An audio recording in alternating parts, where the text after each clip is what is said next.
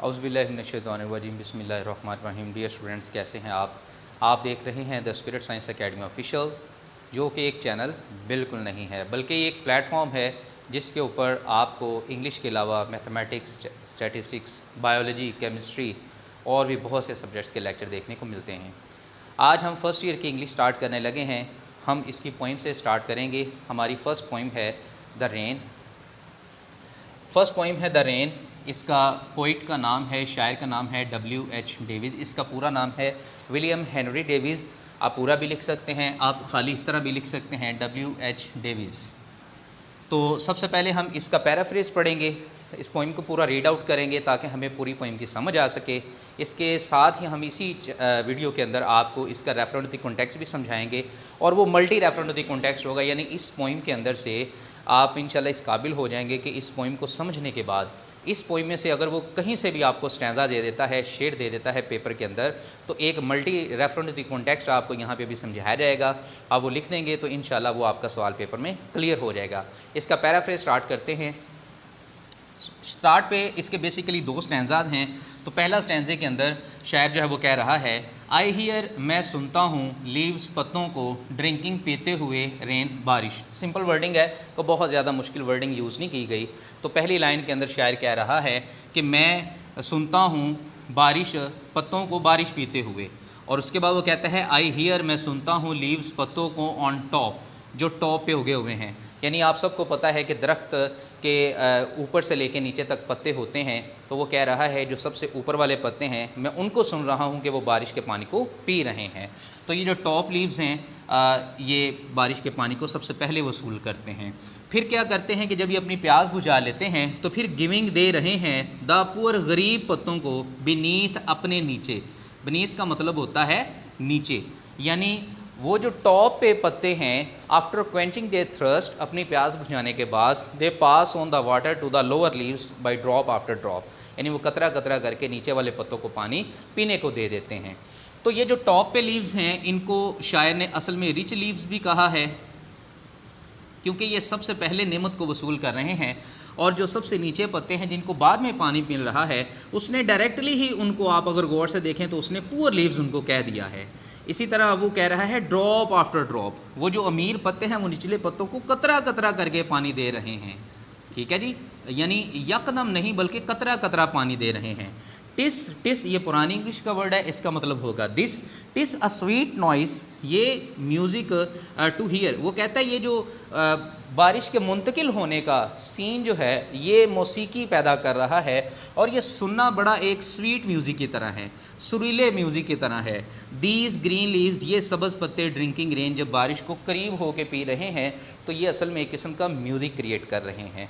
अब आते हैं इसके दूसरे स्टैंजे की तरफ। दूसरे स्टैंजे के अंदर शायर कह रहा है and when the sun comes out, और जब इस बारिश के सीन के बाद क्या होगा, सूरज जब निकल आएगा, तो आफ्टर के बाद दिस रेन, जब ये बारिश, शेल स्टॉप, जब ये बारिश रुक जाएगी, अ वंडरस, एक हैरान कर देने वाली रोशनी, लाइट, रोशनी, विल फिल, भर देगी। यानी जब बारिश रुक जाती है तो ये एक आम मामूल भी है कि बारिश रुकने के बाद सूरज निकलता है तो मौसम बड़ा निखरा निखरा सा महसूस होता है। तो वो शायर उसी मौसम को जो है वो एक्सप्लेन करने की कोशिश कर रहा है। उसके बाद वो कहता है ईच डार्क राउंड ड्रॉप, हर तारीक गोल कतरे को। अब बारिश के बाद जो गंदगी वाले पत्ते होते हैं, जिनके ऊपर गंदगी होती है, उन के ऊपर जो है वो बारिश का पानी ठहर जाता है और वो तारीक कतरों की मानी जो है वो उस पर ठहर जाते हैं। तो सूरज की रोशनी जब आएगी तो वो हर जो है वो ब्राइट ड्रॉप को भी और डार्क ड्रॉप दोनों को ही वो चमका देगी। आई होप, अब यहाँ पे आपने इस लाइन पे गौर करना है, सेकंड लास्ट लाइन है। शायर यहाँ पे उम्मीद, यानी एक उम्मीद का जिक्र कर रहा है, अपनी होप का जिक्र करते हुए वो कह रहा है I hope the sun shines bright, कि सूरज अपनी बड़ी आपोताप से चमकेगा, और it will be a lovely sight, और ये बड़ा नज़ारा देखने वाला होगा, खूबसूरत नज़ारा होगा। यानी यहाँ पे शायर जो है वो कह रहा है कि मुझे उम्मीद है कि जब सूरज चमकेगा तो वो बहुत ज़्यादा चमकेगा, जिससे क्या होगा कि हर गोल और ब्राइट ड्रॉप दोनों तरह वो चमक जाएंगे और ये नज़ारा बड़ा देखने वाला होगा। इसका reference to the context paper में 5 नंबर का क्वेश्चन ये आता है, यानी वो एक शेर देगा पेपर वाला, हमने उस शेर को अंडरस्टैंड करके, कंप्रीहेंड करके हमने खुद समझना है कि ये कौन सी पोइम से है। अब जैसे हमने पीछे नज़म जो है वो पढ़ ली है, समझ ली है, अगर इसमें से आपको कोई भी स्टैंजा आ जाए, कोई शेर आ जाए, तो ये एक multi reference the context students आपके लिए बनाया है।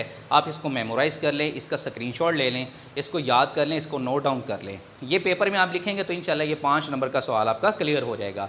इसके 3 स्टेप होते हैं। सबसे पहले हमने क्या करना होता है, इसका रेफरेंस लिखना होता है। रेफरेंस में हमने ये बताना होता है कि ये शेर किस पोइम में से लिए गए हैं और इसको लिखा किस जो है वो शायर ने है, उस शायर का नाम लिखना होता है।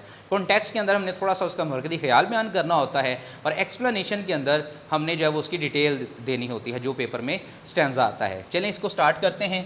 रेफरेंस सबसे पहले आपने हेडिंग देनी है। रेफरेंस दीज लाइन्स, ये लाइनें हैव बीन टेकन, ली गई हैं from the poem the rain. ये देखें नज़म का नाम आ गया, बाय W.H. डेविस, ये शायर का नाम आ गया कि ये लाइनें इस पोइम से ली गई हैं, रेन से, और W.H. डेविस ने इसको लिखा है। अब इसका कॉन्टेक्स्ट, जिसको हम उर्दू में हवाला मतन भी कहते हैं, वो आपने लिखना है। तो वो आपने यही लिखना है सारा। दिस पोइम, ये नज़म, इज़ अबाउट, के मुतालिक है, नेचुरल, कुदरती, फिनोमिनन का मतलब होता है मंज़र, ये कुदरती मंज़र के बारे में है। और वो मंज़र कौन सा है, बारिश का। उसके बाद द पोइट फील्स, शायर महसूस करता है, डिलाइटेड, खुशी महसूस करता है, व्हेन ही हियर, जब वो सुनता है, फॉलिंग ऑफ रेन, बारिश को गिरते हुए, रेन ड्रॉप्स, बारिश के कतरों को गिरते हुए सुनता है, ऑन द लीव्स, जो है वो दरख्तों के पत्तों के ऊपर सुनता है, तो वो बड़ा खुशी होता है, खुशी महसूस करता है। आफ्टर रेन, और जब बारिश रुक जाती है, द सन कम्स आउट, तो सूरज निकल आता है, एंड, और क्या करता है, स्पार्कल, चमका देता है, रोशन कर देता है। स्पार्कल का मतलब होगा रोशन कर देना, ठीक है जी। तो उसके बाद क्या होता है, ऑल ड्रॉप, सारे कतरों को रोशन कर देता है, विद इट्स लाइट, अपनी रोशनी से, और इट मेक्स, और फिर इससे क्या होता है, अ लवली साइट, नज़ारा बड़ा खूबसूरत हो जाता है। अब इसकी एक्सप्लेनेशन है।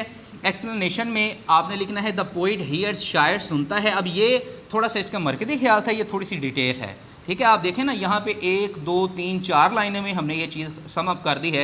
एक्सप्लेनेशन में हमने 1 2 3 4 5 लाइन्स के अंदर इसको सम अप किया है। द पोइट हियर्स, शायर सुनता है, the sound of falling of rain, बारिश के गिरने की आवाज़ को सुनता है, ऑन द लीव्स, पत्तों पर।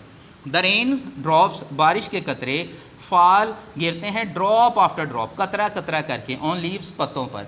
द अपर लीव्स, जो सबसे ऊपर वाले पत्ते हैं, वो क्या करते हैं, द रिच अपर लीव्स, जो अमीर पत्ते हैं ऊपर वाले, आफ्टर क्वेंचिंग, बुझाने के बाद, देयर थ्रस्ट, अपनी प्यास बुझाने के बाद, पास ऑन, मुंतकिल कर देते हैं, द वाटर, पानी को, टू द पुअर लीव्स, गरीब पत्तों को। अब अमीर पत्ते कौन से हैं, अमीर पत्ते वो हैं जो दरख्त के ऊपर सबसे ऊपर मौजूद हैं, जो थिक हैं, जो ज़्यादा हैं मिकदार के अंदर, वो बारिश के पानी को सबसे पहले जो है वो रिसीव कर रहे हैं, और अपनी प्यास बुझाने के बाद वो जो दरख्त की निचले वाली साइड पे पत्ते हैं, नीचे पत्ते हैं, जिनको गरीब शायर ने कहा है वो गरीब पत्ते हैं, उनको दे रहे हैं। अमीर पत्तों से मुराद अपर लीव्स और गरीब पत्तों से मुराद लोअर लीव्स।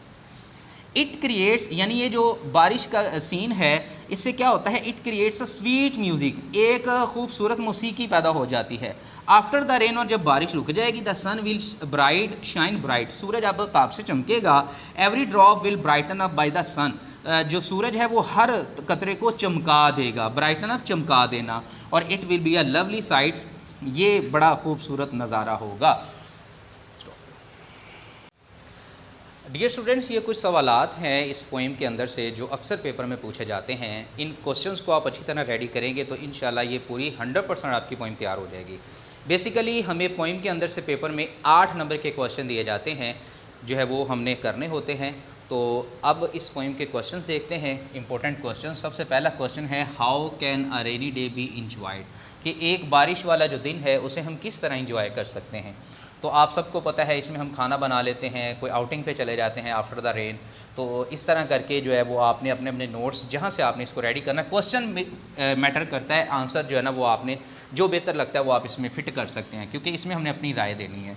क्वेश्चन नंबर 2 है, what is meant by rich leaves. अब ये देखें, उसने रिच लीव्स के बारे में पूछ लिया है कि अमीर पत्ते जो हैं उससे क्या मुराद है, और इससे नीचे वाले क्वेश्चन के अंदर उसने गरीब पत्तों का पूछ लिया है। तो आपने बताना है कि वो पत्ते जो सबसे ऊपर हैं, जो सबसे पहले बारिश को वसूल करते हैं, अल्लाह की नेमत को वसूल कर रहे हैं, they are called rich leaves, ठीक है। और वो पत्ते जो सबसे नीचे हैं, जो तादाद में थोड़े हैं, जिनको एंड पर पानी मिल रहा है they are called poor leaves. ठीक है जी, ये दोनों क्वेश्चन हमारे हल हो गए। उसके बाद क्वेश्चन नंबर 4 है how does rain water fall on leaves, कि बारिश का पानी जो है वो किस तरह गिर रहा है पत्तों के ऊपर। तो ये कतरा कतरा करके गिर रहा है और इससे क्या हो रहा है, a sweet music is being created, एक म्यूज़िक जो है वो पैदा हो रहा है।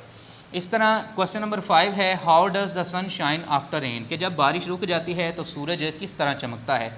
तो इसका जवाब सिंपल सा है कि बारिश के बाद सूरज आबोताब से चमकता है। द सन शाइन्स ब्राइट और it will be a lovely sight after the rain shall stop, जब बारिश रुक जाती है तो बड़ा सुहाना मंजर होता है। इसी तरह नेक्स्ट क्वेश्चन है how does the scenery look after rain, तो बारिश के बाद क्या मंजर होता है। तो अगर आप इस दोनों सवालों को मिला लें तो तकरीबन सेम ही जवाब बन जाएगा। यानी इस सवाल के अंदर आपने पहले इस सवाल का जवाब लिखना है और उसके बाद सिर्फ ये लिखना है कि the scenery looks very beautiful after the rain.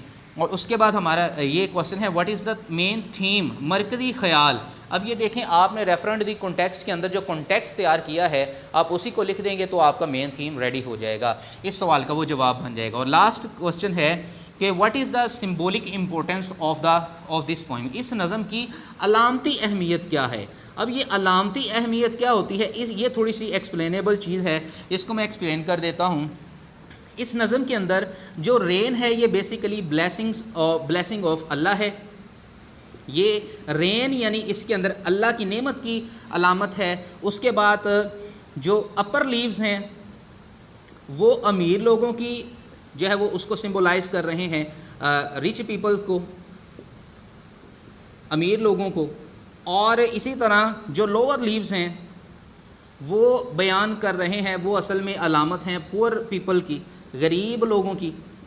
और इसी तरह इसमें जो सूरज है, सूरज वो इक्वलिटी की, बराबरी यानी मसावात की अलामत है। तो बेसिकली ये इसके अंदर 4 पॉइंट्स हैं, यही इसकी अलामती अहमियत के बारे में आपने लिखना है। तो उम्मीद करते हैं ये आपको पोइम पूरी क्लियर हो चुकी होगी। मज़ीद इस तरह की फ़र्स्ट ईयर की तमाम वीडियोस देखने के लिए, ख़ासकर इंग्लिश की वीडियोस देखने के लिए आप हमारे चैनल के साथ जुड़े रहें।